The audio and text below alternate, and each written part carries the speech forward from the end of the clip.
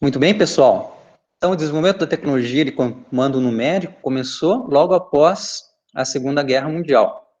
Então, havia necessidade da Força Aérea Americana em desenvolver novas aeronaves de combate, e disso surgiu a necessidade de usinar superfícies complexas.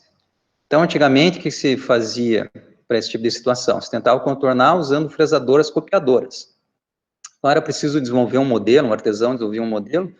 Aí existiam máquinas que eram capazes de fazer a leitura desse modelo por apalpadores mecânicos e transmitir os movimentos para a máquina operatriz. Só que isso resultava em problemas tanto de precisão dimensional das peças usinadas, como também o tempo envolvido para todo esse processo.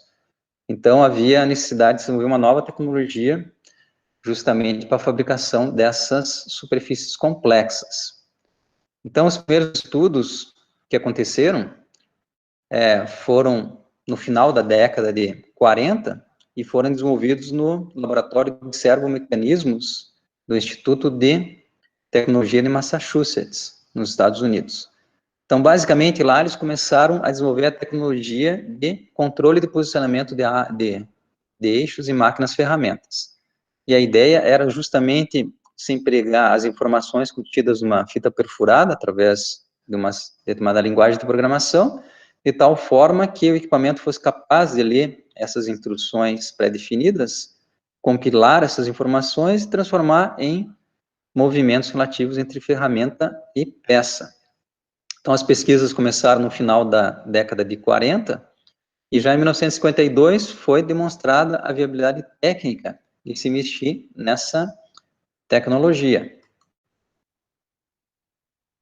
Aí, nos 5 anos seguintes, basicamente, quem se utilizou dessa tecnologia foi a Força Aérea Americana. Aí, já em 1957, começaram as primeiras aplicações aí da tecnologia de comando numérico, só que de uma forma comercial. Então, começaram a ser desenvolvidas as primeiras máquinas para serem comercializadas. Então, naquela época, era algo incipiente, mas mesmo assim, já era capaz de se fazer algumas peças relativamente complexas. Então, só para vocês terem uma ideia, aqui eu achei um vídeo da época, né, comecinho da década de 60, que já mostrava um exemplo de máquina CNC empregada naquela oportunidade. Então, era capaz de fazer esse tipo de peça aqui em uma mesma fixação. Então, isso que eles até se davam, né? Se fazer toda uma peça complexa para a época numa mesma fixação. Então, vamos ver, daqui a pouquinho já vai aparecer a máquina em operação. Olha só, então já tinha até troca automática de ferramenta. Então, foi um dos primeiros centros de usinagem desenvolvidos que tinham essa capacidade de já realizar a troca de ferramenta, empregando, então, informações contidas numa fita perfurada. Então, esse vídeo está disponível no Moodle, vocês podem acompanhar. E é até interessante, né, a gente ver a questão histórica aqui do desenvolvimento das máquinas CNCs. Bom, no primeiro momento, eram máquinas de comando numérico, então o cálculo das trajetórias era feito por elemento de hardware.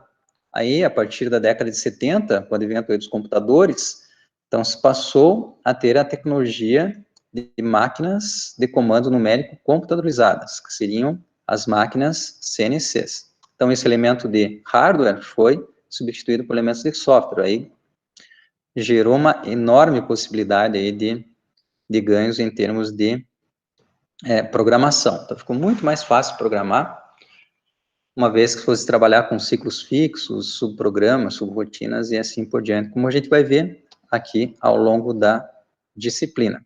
Claro que as máquinas CNCs seguiram se desenvolvendo,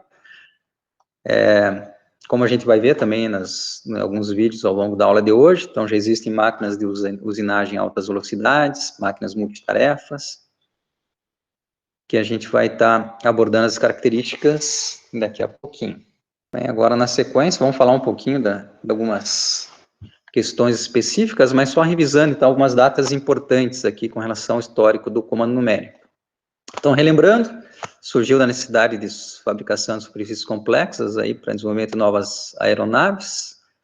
Aí as pesquisas iniciais começaram no final da década de 40, E 3 anos mais tarde, em 1952, já foi demonstrada a viabilidade técnica pelo MIT. 5 anos mais tarde, começaram as primeiras comercializações dessas máquinas. Daí, na década de 70, realmente, que essa tecnologia ganhou um grande impulso aí com o advento das máquinas de comando numérico. Bom, pessoal, uma das questões fundamentais aqui para que essa tecnologia acontecesse de maneira adequada foi justamente o controle de posicionamento dos eixos dessa máquina operatriz. Então, existem algumas possibilidades de fazer esse sistema de controle. Então, em algumas máquinas didáticas, por exemplo, ou máquinas de baixo custo, se pode trabalhar num sistema de malha aberta, empregando motor do tipo passo.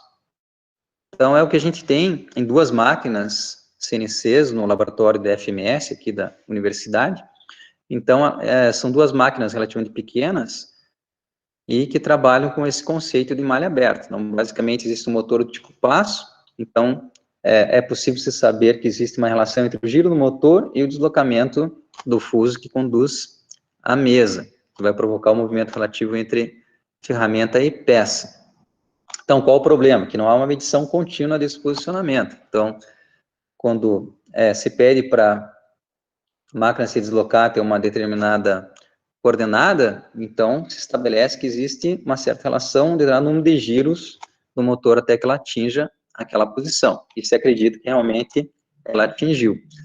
Daí qual o problema? Que os erros podem ir se propagando ao longo da execução de uma peça, já que não existe a questão da retroalimentação. Então, esse tipo de comando é mais barato, esse tipo de máquina é relativamente mais barato, mas temos problemas aí com relação ao comprometimento das dimensões da peça. E outra situação que envolve as máquinas industriais seria o sistema em malha fechada, com retroalimentação.